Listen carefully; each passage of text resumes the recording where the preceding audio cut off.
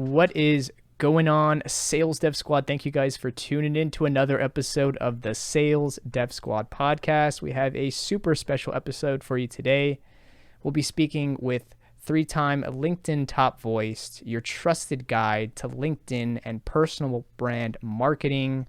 She is the founder of The Trusted Voice, a brand ambassador for Lenovo, and also a content video machine for String Story Media. We have String. Thank you so much for joining on the podcast today, String. I'm a huge fan. Hey, Mateo. You know what? I gotta be frank. When you first sent a message, I was like, who is this guy? Because I get a lot of inbound I messages. bet. But if you just you said, hey, I want to invite you to my podcast, I'll be like, hey. But that's how much inbound I get. If you send me fried chicken, I'll be like, I know this guy really, really, really consumes content. We're friends already. All right. So that's a pointer for anyone out there listening. Just DM her the fried chicken emoji and your reply rate might go up.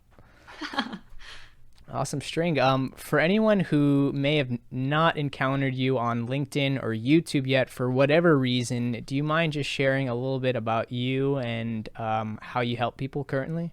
Yeah. I always start with my mum because she's the foundation of who I am today. So she's a refugee from Vietnam, escaped the war to Australia, and she's always super resourceful. That she believed in the power of education because she never had education herself, and she wanted to ensure that we have the best future. So she made sure, she worked hard to make sure that five of us kids got education, but she couldn't afford childcare. So what she would do is she would be super resourceful and chuck us inside the library. So our library is like our childcare, the local library. And Yeah. that's where my first for knowledge and curiosity began. I hanged out with Sigmund Freud, Mill and Boone, all the romance books, magazines. It was just an awesome place for me to learn and read and consume knowledge. And when I discovered the internet, that's when it was a bit of a game changer for me. That's where I found my voice.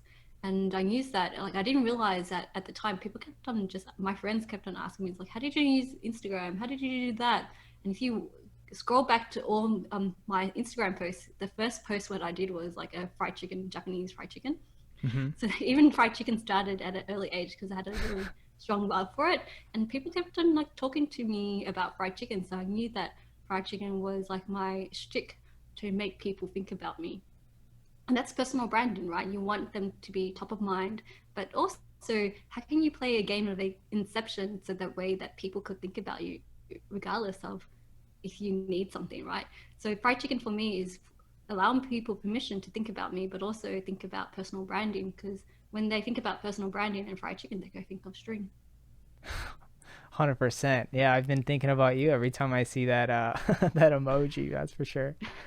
But String, I guess I'm super curious. Obviously, you've been pretty active on LinkedIn for quite some time. What were you doing before you mentioned, you sort of found your voice through the internet, and you're obviously super creative, and you're all about colors and branding. You must have some sort of creative background, correct? Yeah, graduated as an interior designer, but even when I worked in the 9 to 5 job, I felt like that wasn't really me. So I found that's where String came along. It's not a real name, but it is my name, if you get what I'm saying. It's because I became an artist, String, Spider Woman, and I kept on calling my artwork String Stories, connecting people, time, and place together. Then it eventually evolved online, and that's when I realized, looking at social media, I saw the trend that video is going to be a powerful tool to amplify your voice and increase your trust factor. And that's when I discovered Meerkat. Have you heard of Meerkat? I've It's not. Yeah, it's like It didn't have a long lifespan, 6 months, but it was the one before Periscope came around. And Okay. everyone knows Periscope, right? It's Twitter. It Yeah. owns by Twitter. So I actually made a bet that I thought Twitter will buy out Meerkat because it integrated so well into it, and that's how I've been monetizing, just using Bitcoin.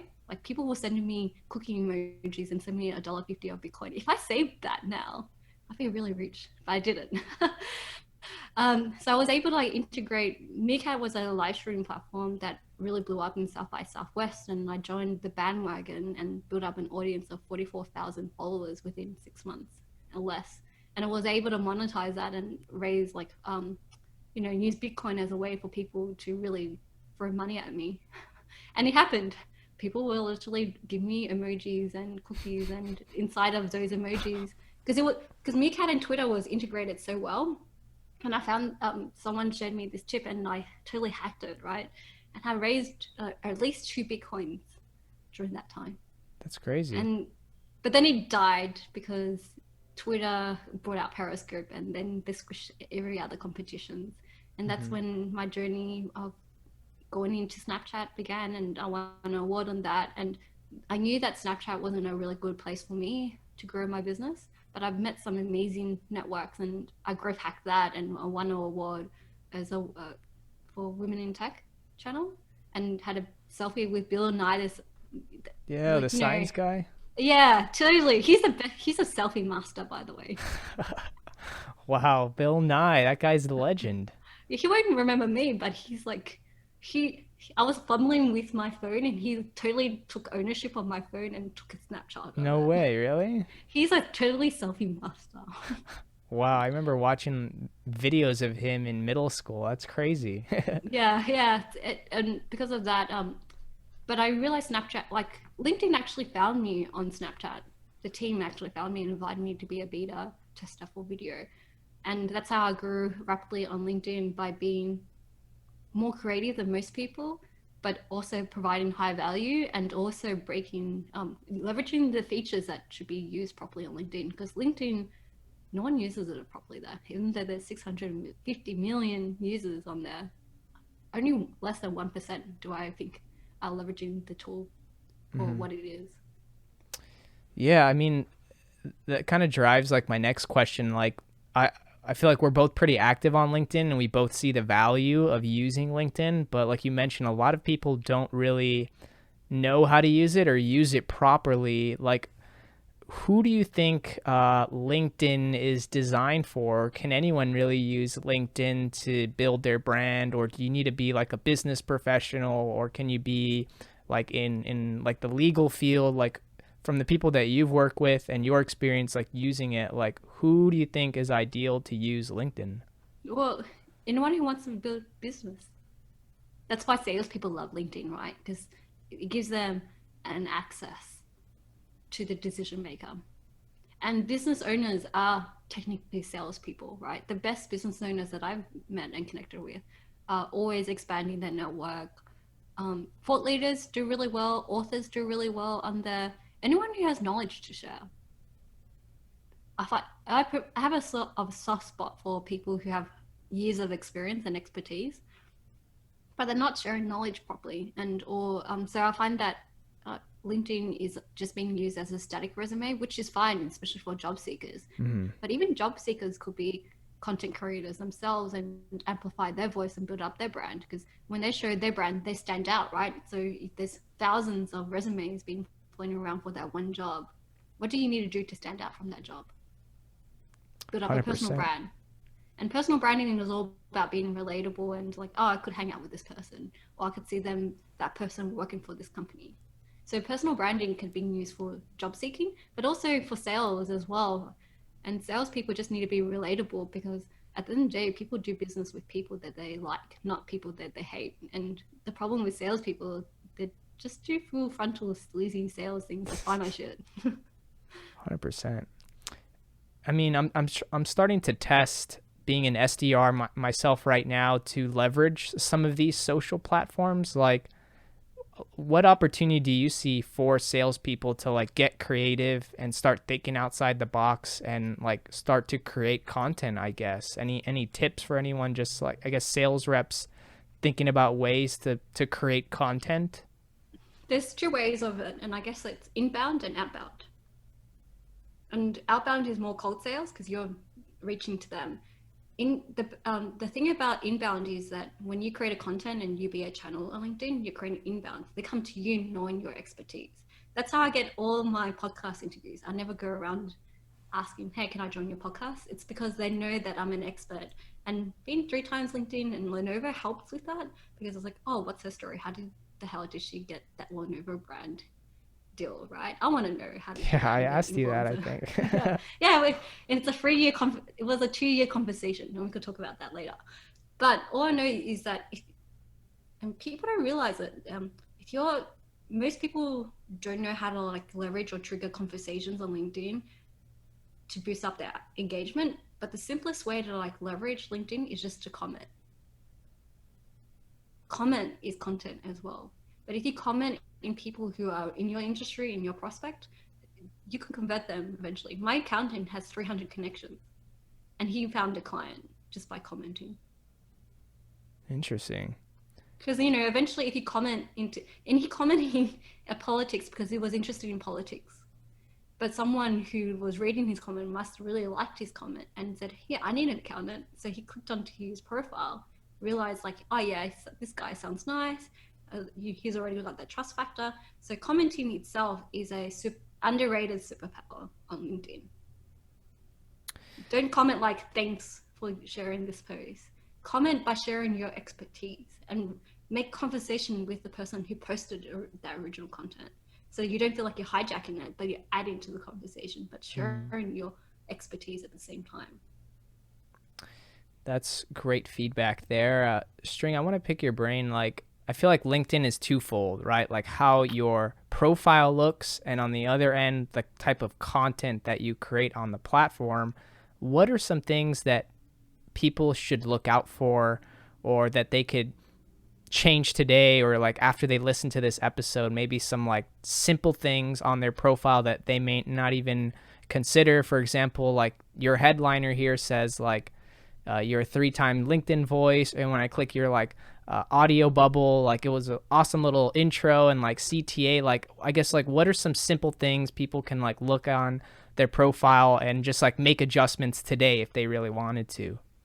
The headline, it's also the hardest one because like how do you write in a tweet size your value proposition and track your ICP at the same time? But if you could do that, people will be, and when you comment or when you post, the people will be reading that headline a little bit as well. So you need to like use it as a hook to make them curious about you. So do that and make it an exercise. People try to cram too much in it when really it's all about brevity and good copywriting. Like sometimes like I put your trusted guide to LinkedIn marketing, and that works. But I find that 3 times also I'll notice like by just putting 3 times LinkedIn top voice, I noticed like my conversions and my following count went up again. So it's like, okay, so that's the thing that people are like, okay, I just go follow this person. So just by changing a few words on your header, you noticed an increase in conversions. Yeah, and following count, right? And because like people at the moment write "I help," and it's like "I help" is like wasting their real estate. See that so much.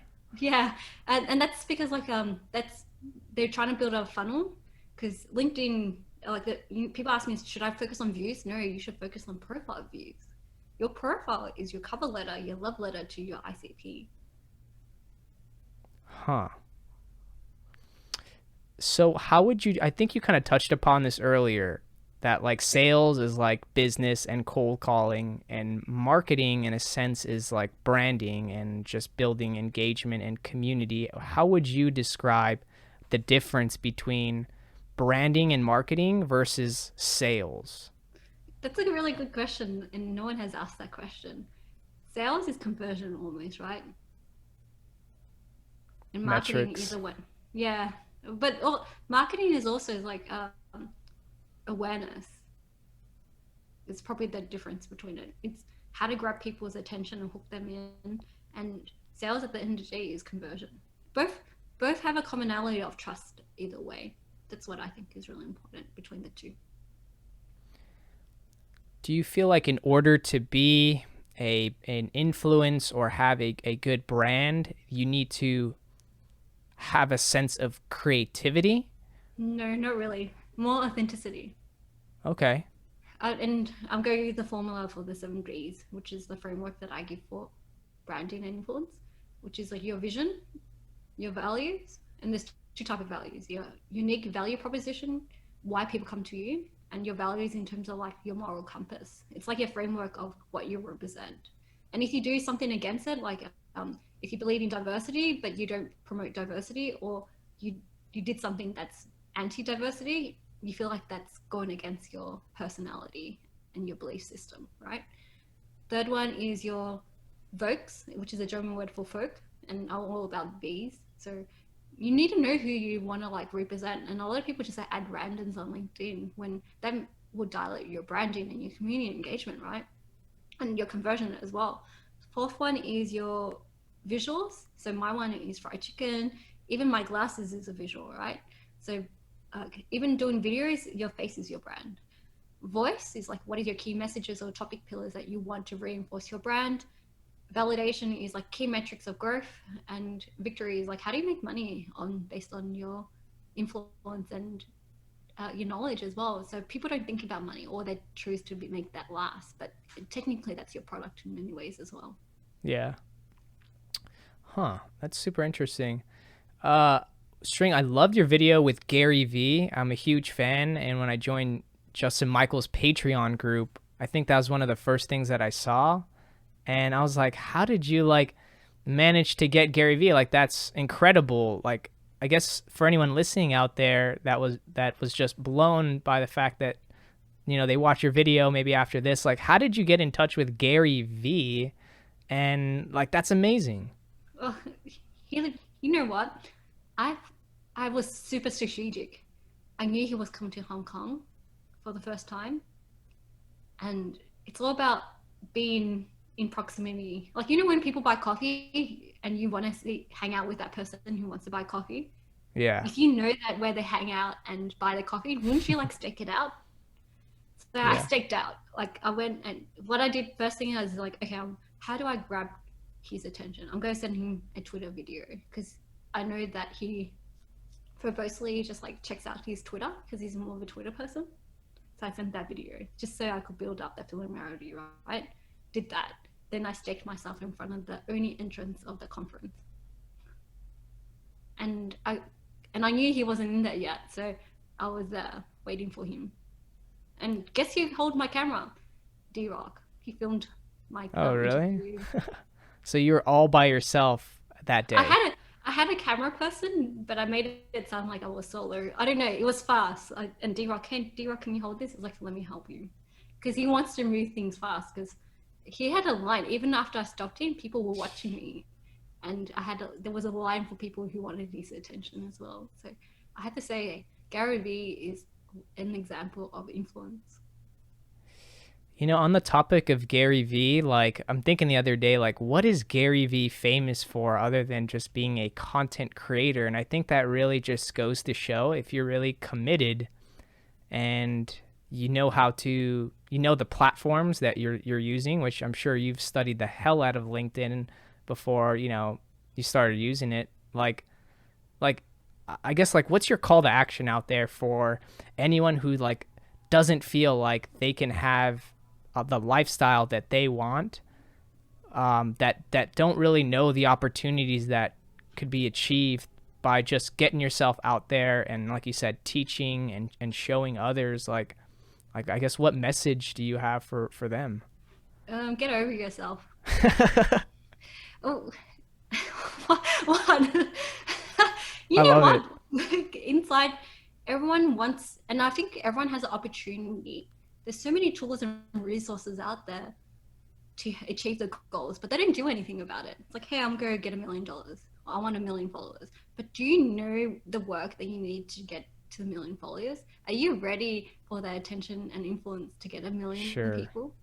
And a lot of people don't think like that, right? This is me being over analytical. But also, you need to go over, like, you know, you're not going to be popular with everyone. But most of the time I find that people are so afraid of critiques, but it's not the critiques that they're afraid of. It's the battles inside of here that we have to go and deal with first. Because we feed our lack of confidence in here more. That's the first place to like deal with. So you have to feel like, for you to like, you know, create content, don't worry about the other person. Worry about what's happening here. How many people do you meet that you're like, you would be a great influencer, you'd post great videos, but like they don't want to do it, or they overthink it? Do you meet a lot of people that you come across that like would be great but just don't want to do it, or don't have the guts to do it, so to speak? If I see, because I usually tick box everything, and I have a tick box or a mental tick box of who has the capacity to do it, and not everyone is ready for. Like most YouTubers are introverts, but they found they feel like comfortable to share their voice because it's a battle with themselves as well. You know that, and it just happens because they battle themselves and they're more vulnerable than anyone else. Do they send out a relatability and resonance with everyone else because they're willing to share themselves? And a leader usually, when they lead or want to like show the example of high empathy, they have to start with themselves anyway. And do I meet people who has the attributes of being a good influencer? I do, but I don't push them hard unless, only support people who want to work and put in the effort because I can't do the work for them. Sure. And it's like there'll be people that I meet along the way, and it's like, yeah, like Justin is one person. And it's like, hey, he has like cult following. He's a brand expert in, he's an expert in a niche topic, Yeah. B2B, Creative. and yeah, creative. But he's also a bit of a savant in terms of genius and see things and differently. Yes. But he also knows how to attract a team around him as well. So those attributes means like he's going to grow faster than the person who wants to only work for themselves or do things themselves. Uh, and like so I had these like little tick boxes where I'm like, oh, do they have an audience? If not, they'd have to work for that, and that means like they're still in the early stages. Do they have expertise? Are they open to feedback? Are they willing to grow? Do they know who their audience is, kind of thing as well.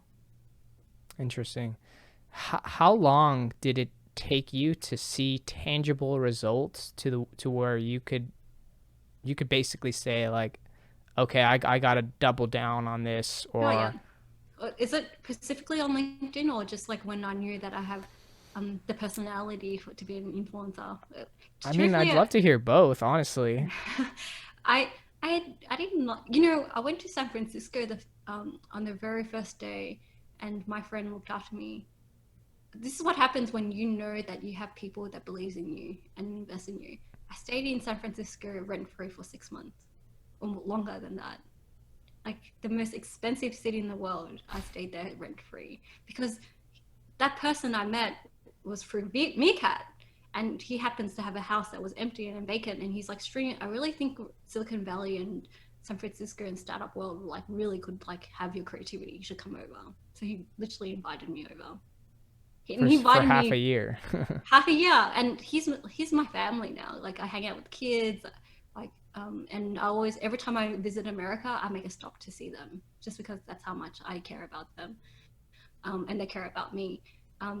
That's what happens when you build up a good network that just believes in you. So that was like my first clue that there were people who wanted to support me, but I kept on refusing. So when opportunity comes your way, it's super scary because the risk could be really big, but it could be really big if you take that hand that passes you as well.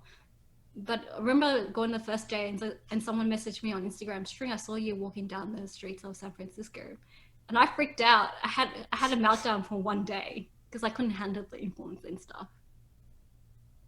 So I wasn't ready, to tell the truth. The only thing I was ready when I realized is like, oh, it's not about me. It's like, why did I do it in the first place? And I realized I did it because like I want to share my knowledge.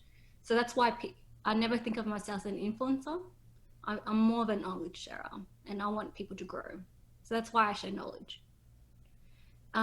What was the other question? And I knew that LinkedIn really worked for me when I just kept on growing rapidly. And I saw the same thing that was happening on Meerkat, on Snapchat.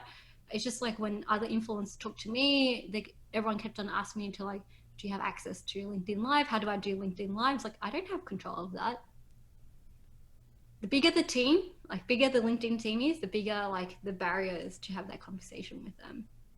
So that, and LinkedIn is a bigger beast than versus Meerkat, because Meerkat I have direct conversation with the team.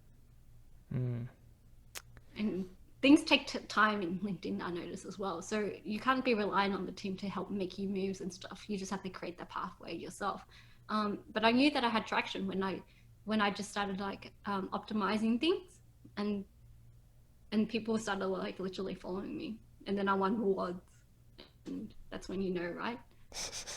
That's awesome. do you see LinkedIn as being like a very, very powerful platform, or like, are you a fan of TikTok at all, or what are your Oh, thoughts on TikTok? well, I want to go on TikTok, but I have a feeling that I will blow up, and that means like that's another channel for me to like focus on. Like But manage, TikTok, huh? yeah, but TikTok is not like a platform for me to like convert. That's why people's like, you should go there for organic growth. I'm like, I'd rather focus on YouTube because that's a better funnel for conversion. LinkedIn is a better conversion funnel for me. So I'm more strategic that way. And if I was focusing on Gen Z or being an influencer or content creator, then I'll go that, go down that path. But it doesn't make sense to me. So that's what a lot of people do is like they try to be on all channels when really it's like there's a few Just gotta channels that focus really. where your audience is, right? Hmm. And there's a lot of opportunities for people to grow their audience on LinkedIn. It's just that people don't see it as a channel. And it took me 4 years to reach about 42,000 followers, but 1 year to get up to 18,000 subscribers on LinkedIn newsletters. So I know you're big on videos. Like, how do you come up with video ideas, or like on LinkedIn, what type of videos are do better than others, I When you're guess? super vulnerable. Like when you're crying and you have like tissues, or No, not that one, because people don't want a victim story. Do you want to listen to a victim story? I find you can use like SEO tools to see what are the content that really triggers. Social media like LinkedIn, for example, is about triggering emotions, but triggering attention as well. So when people write really safe content, you're not going to get that click. But you get to click when you say, "Hey, you're a yeah. shit content creator," and it's like, "What do you mean? I take that personally." But then they realize when they read my post that I'm providing is like, "Hey, no one's using LinkedIn properly. This is what you need to do to become better," right? But it's all about that first light. So how can people think outside of the box? Because like you said, like on LinkedIn, there's a lot of bland, basic, unauthentic, unoriginal content that's mass blasted every day. How can people think out of the box, something original that is unique to them? Or any advice on that? It's going back to the message: get over yourself. You have to like experiment, right? There's going to be a point where if you want to be innovative and authentic, you have to really align with who you are. But you also have to know here's a good question to ask yourself: what keeps your people up at night? That's a good that's the content you should be making. So really understanding like who you're trying to reach and what they want from you. Yeah, in many ways. Or you're the solution, right? But they don't know that you're the solution. So how do you provide the solution in a way they think it's, oh my God, I had that problem. And String is the solution. Mateo is the solution. So you need to like create that link somehow. And that's the game of sales or marketing. Mm-hmm. String is the solution. That is 100% correct. String, I just have one last question here for you. For anyone out there that has been inspired by this conversation to either look into getting more knowledge in sales and marketing, or just take that first jump and leap into like getting over themselves and creating content, what general advice do you have for them? Well, I recommend that you join Justin's Patreon group because that's like a growth. Yep, we're both in like there. Yeah, I know. I actually advised like Justin to move to Discord, and since then, I feel like the group is going to be one of those places where you can meet some really dope people, and that will help you understand LinkedIn in a way that's different. Because I have a feeling that his JM Spheres method will work really well on LinkedIn, and I haven't applied it yet because I'm busy, but it totally makes sense to leverage that on LinkedIn. Yeah, I mean, 100%. That's where we met, and that's how we were able to connect. To be honest with you, I had no idea who you were until Justin Michael's group, and I'm so thankful that I did because I've been watching a ton of your videos, and they've been really helpful. So I'm glad. I can attest to that. And if anyone wants to connect with me and build up their brand, like check out thetrustedvoice.co. That's where don't forget the www dot thing, because at the moment I'm fixing up my DNS and stuff. But I look forward to like helping others grow their voice online beyond LinkedIn one day soon too. 100%. Yeah, please hit up String. She is the solution to personal branding and anything related to LinkedIn. I'm still learning a bunch from her. But String, thanks so much for taking some time out of your day. I know you're like 20 hours ahead of me for some reason because you're in Australia, but definitely yeah, we're in the appreciate future. I'm in the future. Yeah, you're in October, huh? So yeah, you are definitely time traveling here. Yeah. Thank you, Mateo, for inviting me. Yeah, of course. Sales Dev Squad, I hope you found this helpful, and we will catch y'all on the next one.